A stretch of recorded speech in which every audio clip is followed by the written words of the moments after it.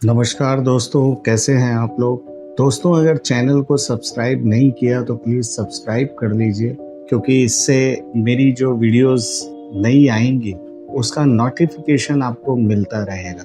तो शुरू करते हैं आज की कहानी। दोस्तों, मैंने कई कहानियां अपने जो पुराने वीडियोस में आपको सुनाई है, वो या तो कत्ल के बाद की है या फिर कत्ल होने से पहले। इन दिनों काफ़ी कत्ल चर्चा में है कि किसी पति ने अपनी पत्नी का कत्ल कर दिया, किसी पत्नी ने अपने पति का कत्ल कर दिया।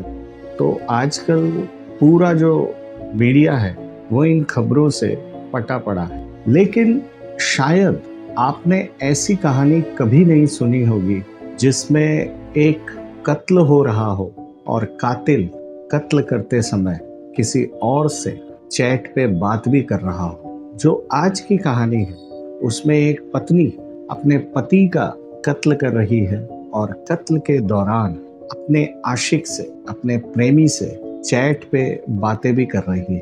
वो अपने पति को एक तरफ मार रही है, 3 घंटे से ज्यादा हो चुके हैं, और दूसरी तरफ अपने प्रेमी से बीच बीच में पूछ भी रही है कि मुझे भरोसा नहीं हो रहा कि ये मरा है कि जिंदा है। मैंने इसको ये दे दिया है, अब मैं क्या करूं? आगे का जो भी प्लान है वो बताओ। अभी इसे होश नहीं है लेकिन इसकी सांसें चल रही है, अब बताओ मैं क्या करूं? तो सारी चीजें वो अपने प्रेमी से पूछ रही है और दूसरी तरफ अपने पति को मार रही है। पत्नी का नाम है सुष्मिता और जिसको वो मार रही है, अपने पति को, उसका नाम है करण। और जो उसका आशिक है जिससे ये बात हो रही है, उसका नाम है राहुल। अब वो चैट क्यों कर रही है, चैट के थ्रू मैसेज क्यों कर रही है, बीच बीच में ऑडियो कॉल्स भी है, वो इसलिए कि वो कंफ्यूज है कि अब वो क्या करे।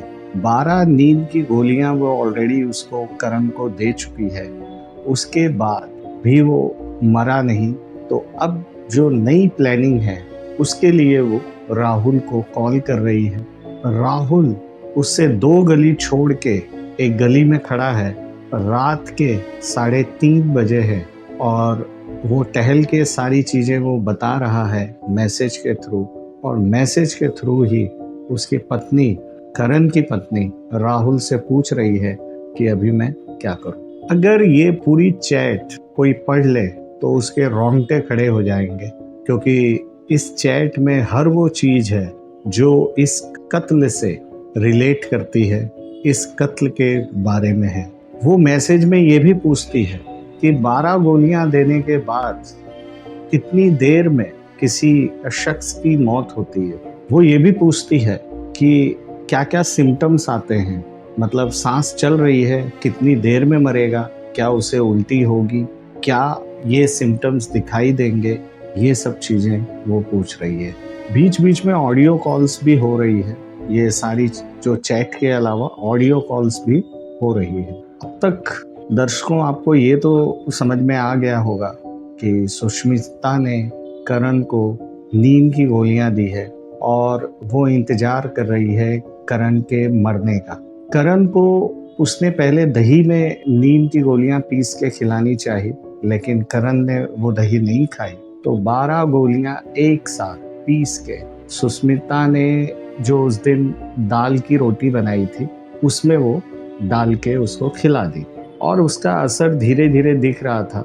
गहरी नींद में करण था और दूसरी तरफ सुष्मिता इंतजार कर रही थी कि वो कब मरेगा। लेकिन जब वो नहीं मरता तो वो मुंह से उसको गोली ठूसने की कोशिश करती है, लेकिन वो असफल होती है, क्योंकि मुंह में पानी तो जा रहा है लेकिन गोली अंदर नहीं जा रही।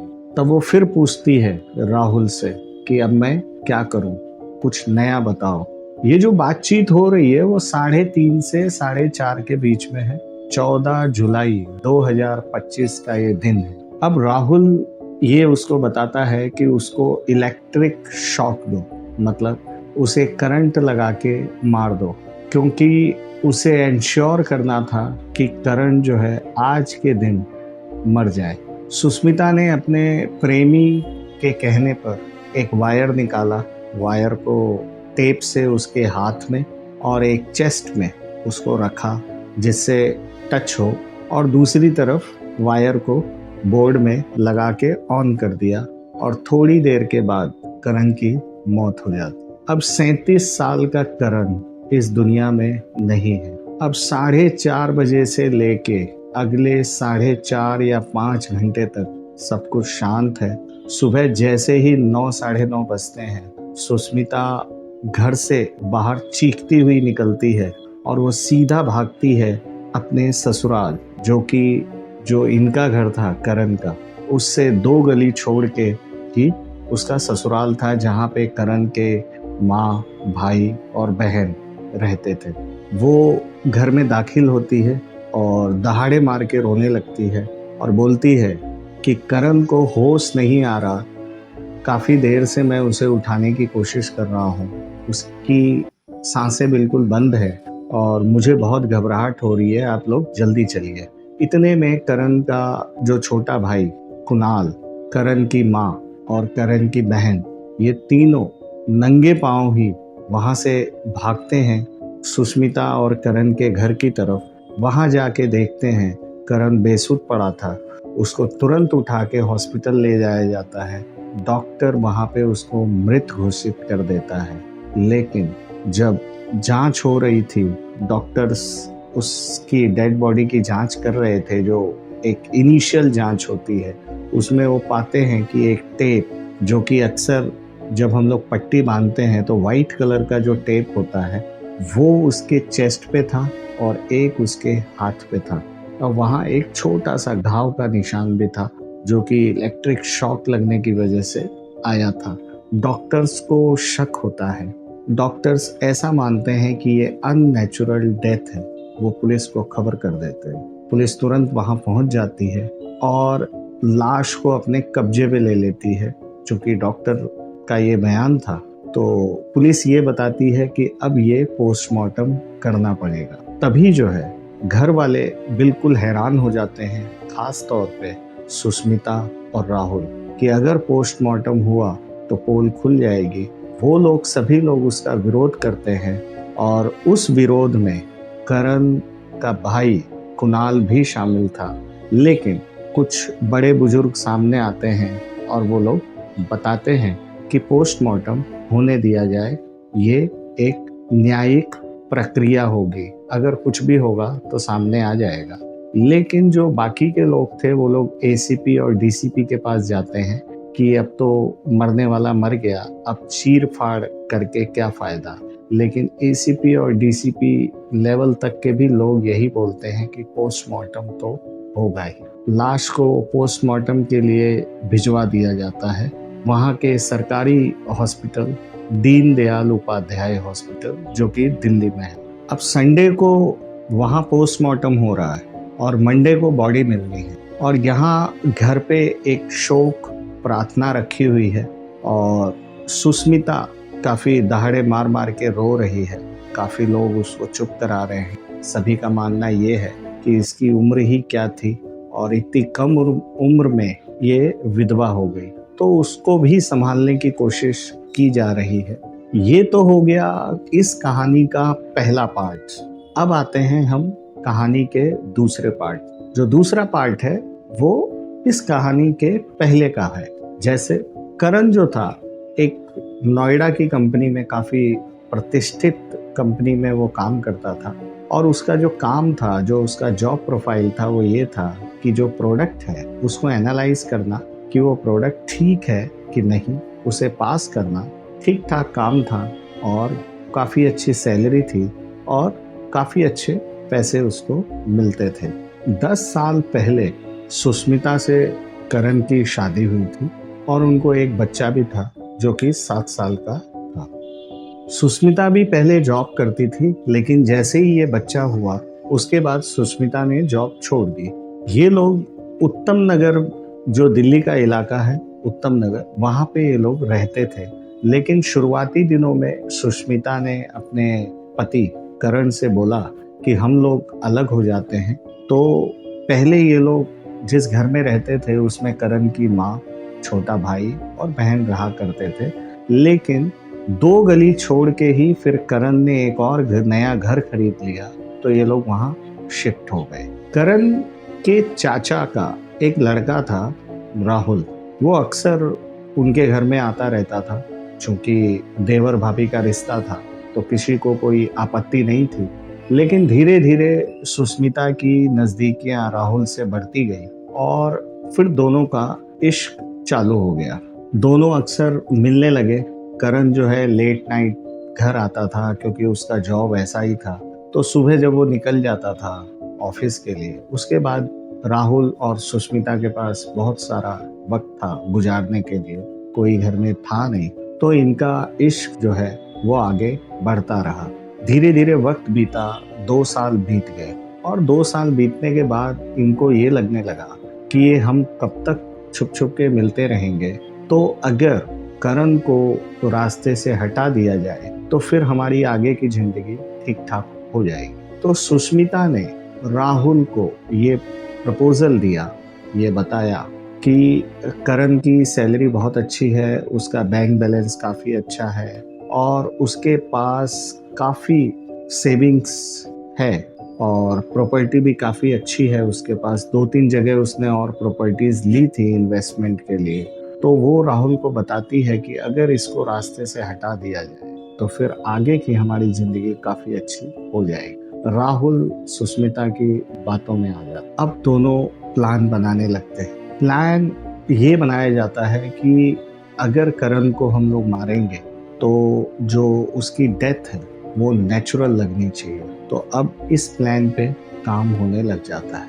तो ये तय होता है कि करण को खाने में ढेर सारी नींद की गोलियां मिला दी जाए, जिससे उसको हार्ट अटैक आ जाए और ये नेचुरल डेथ होगी। तो राहुल जो है किसी तरीके से नींद की गोलियां बाहर से लाके और सुष्मिता को देता है। तो पहले तो वो दही में, क्योंकि दही काफ़ी पसंद थी करण को, लेकिन उस दिन करण ने खाने से मना कर दिया।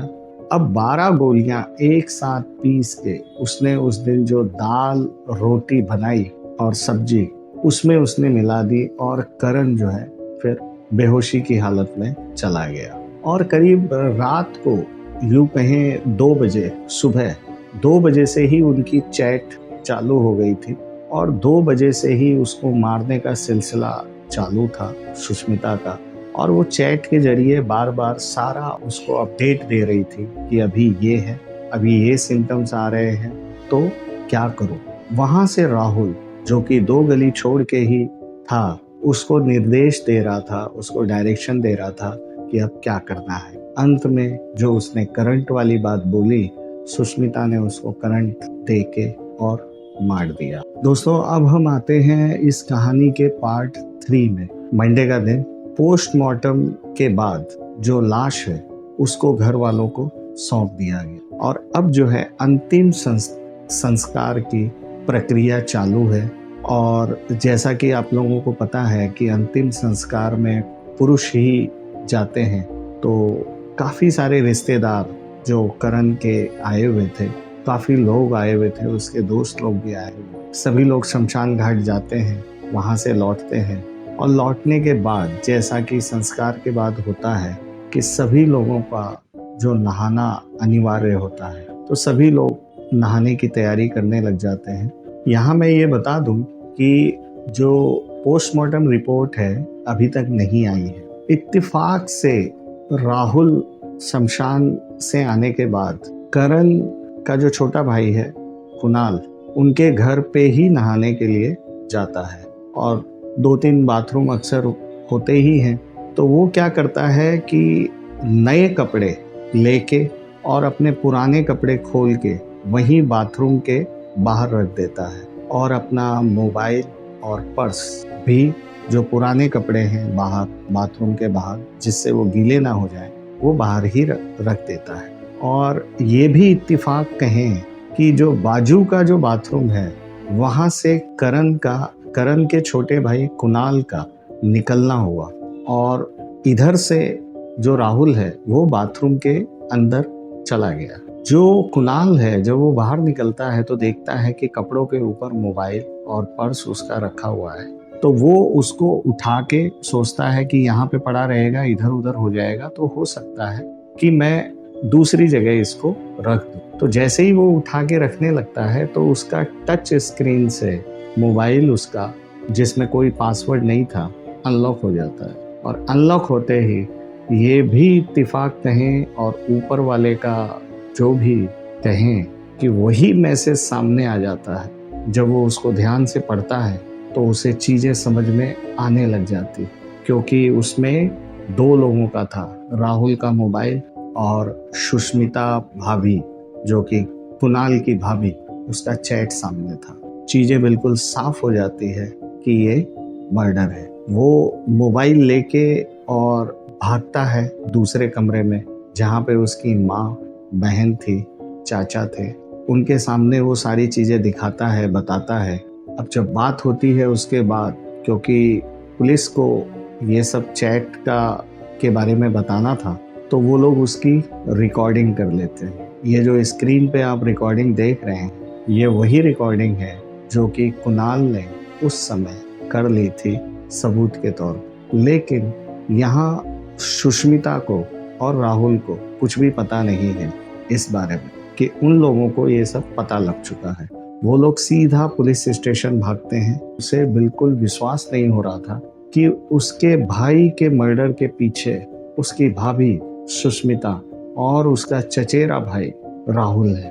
पुलिस स्टेशन पहुंचने के बाद वो सारा वाकया वहां पे बताते हैं, लेकिन पूरी बातें सुनने के बाद, जबकि ये सबसे बड़ा अहम सबूत था, लेकिन पुलिस वालों की बेवकूफ़ी कहें कि क्या, उन्होंने सीधा बोला कि अभी इसमें कुछ नहीं हो सकता, पहले पोस्टमार्टम की रिपोर्ट आने दीजिए और उसमें अगर कुछ भी फ्लॉ निकलेगा तो हम सीधा उनको गिरफ्तार कर देंगे और हत्या का मुकदमा दर्ज कर देंगे। जबकि पुलिस के सामने ऐसा सबूत था जिसमें साफ मैसेज में दिख रहा था कि ये कत्ल के दौरान हुई चैट है। पुलिस ने उन जो करण के जो भाई हैं, बहन हैं, माँ हैं, सबको चलता कर दिया वहाँ से। सभी लोग घर आ जाते हैं और फिर ये लोग एसीपी, डीसीपी से भी कांटेक्ट करते हैं, लेकिन कहीं से भी कुछ ठीक ठाक जवाब नहीं मिलता। इसी बीच मीडिया को कहीं से खबर मिल जाती है और जैसे ही मीडिया इस चीज़ों को उछालती है कि इस तरीके से सबूत मिला है, पुलिस के हाथ पांव फूल जाते हैं, क्योंकि पुलिस के लिए तो इतनी छीछा लेदर बहुत है। तो पुलिस फिर उसका जो मैसेज है, जो चैट है, उसका संज्ञान लेती है, उस पर काम करती है और तभी पोस्टमार्टम की रिपोर्ट भी आ जाती है और ये तय हो जाता है कि करण का कत्ल ही हुआ है। इस दौरान किसी ने भी सुष्मिता को और राहुल को भनक तक नहीं पड़ने दी कि ये सब चीजें हो रही है। सुष्मिता को जब ये लोग घर आते हैं तो सुष्मिता को एक दूसरे कमरे में ले जाया जाता है और एक तरफ उसका वीडियो भी बनाया जाता है और सीधा करण का जो छोटा भाई है कमरे में, उसकी माँ, उसकी बहन, करण का जो छोटा भाई है कुणाल, वो थे। कुणाल सीधा अपनी भाभी सुष्मिता से सवाल पूछता है कि तुमने मेरे भाई को क्यों मारा। अब वो बिल्कुल सकपका जाती है शुरुआत में। सुष्मिता देखो, तुमने कबूल कर लिया सब कुछ, अब मान लो। अब कार्रवाई उसके ऊपर होगी, राहुल के ऊपर होगी। राहुल में जरूरी है ये चीज।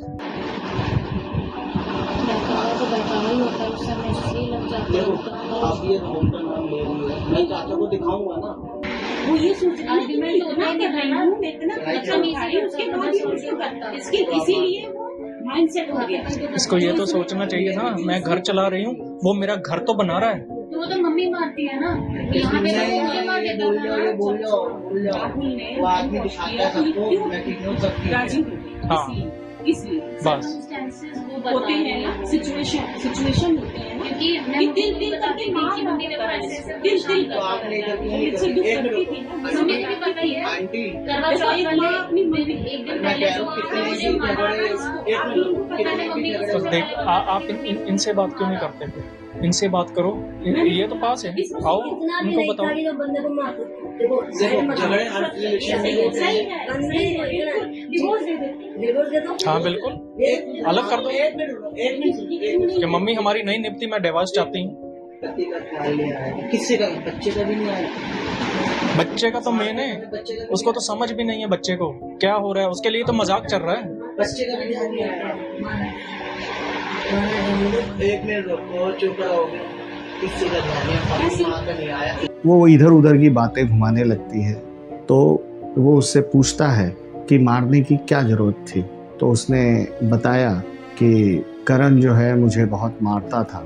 तो कुणाल ने ये बोला कि ठीक है, अगर वो मारता था तो आप डाइवोर्स ले सकती थी, या फिर माँ को बता सकती थी, या किसी रिश्तेदार को बता सकते थे, लेकिन इसमें जान लेने वाली बात कहाँ से आ गई। उसने काफी बातों को घुमाना चाहा। फिर कुणाल ने एक और सवाल पूछा कि अगर वो आपको मारता था तो क्या आपको करण को मारने से पहले जो छोटा बेटा है आपका 7 साल का, क्या उसकी फिक्र नहीं हुई? और ये राहुल का क्या माजरा है, राहुल कहाँ से बीच में आ गया? अब जब इतना दबाव पड़ा तो अंत में सुष्मिता ने अपना जुर्म कबूल कर लिया। फिर राहुल को बिठाया गया, राहुल से भी पूछताछ की गई, मतलब घर वाले ही कर रहे हैं, उसकी पूरी वीडियो बनाई गई और राहुल ने भी अपना जुर्म कबूल कर लिया। ये वीडियो बनाने के बाद तुरंत पुलिस को कॉल कर दिया गया, पुलिस आती है, दोनों को गिरफ्तार करती है और जेल भेज देती है। अब इस कहानी से, इस मर्डर से सुष्मिता को क्या हासिल हुआ? उसका बच्चा जिसने अपने पिता को भी खो दिया, माँ जेल में है, उस बच्चे की क्या गलती है? तो दोस्तों ये थी कहानी आज की। तो दोस्तों आशा करता हूँ कहानी अच्छी लगी होगी। अगर चैनल को सब्सक्राइब नहीं किया तो प्लीज़ सब्सक्राइब कर लीजिए और मिलते हैं एक नई कहानी के साथ। तब तक के लिए अपना ख्याल रखिए। नमस्कार।